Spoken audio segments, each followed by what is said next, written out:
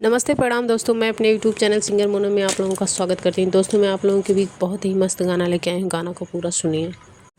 कवने करनवाए चाची लांछन लगावलू हो, लांछन लगावलू हो।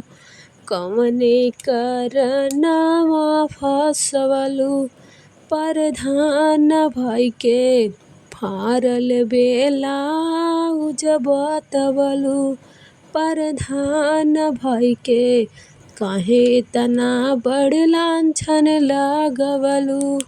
प्रधान भाई के पहिले से कैले तोहार इतना सहारा हो चाची, इतना सहारा हो।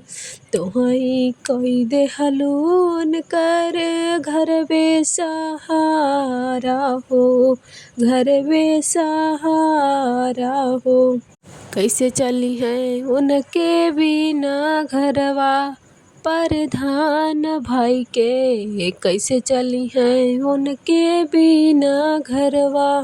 प्रधान भाई के माई बहिनी रोवे रोवे गौवा के लोगवा हो। माई बहिनी रोवे रोवे गौवा के लोगवा हो।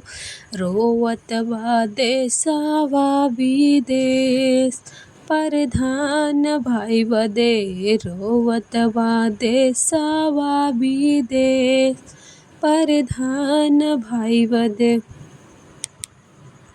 छोट मोट रहनय चाची तोही लोग का झगड़ा हो। छोट मोट का रहल चाची तोही लोग का झगड़ा हो।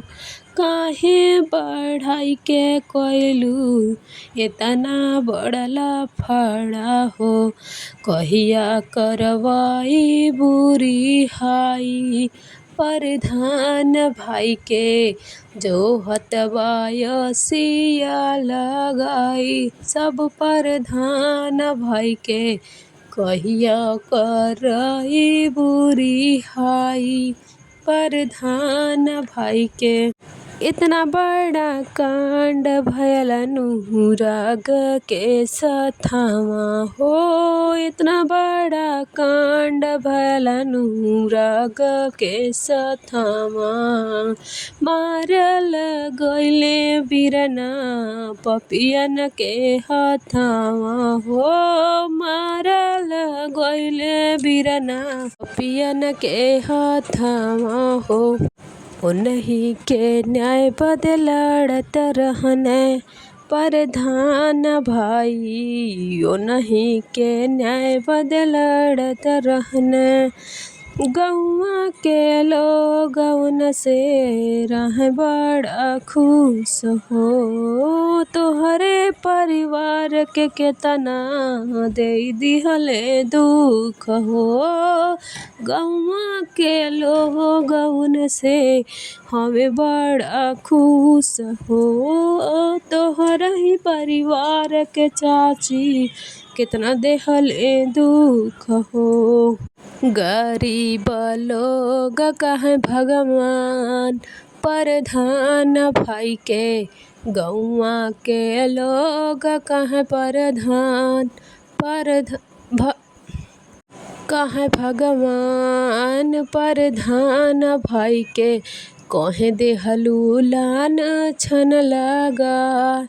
ए हो चाची कब तो ही करवै बुरी हाई। ए हो चाची।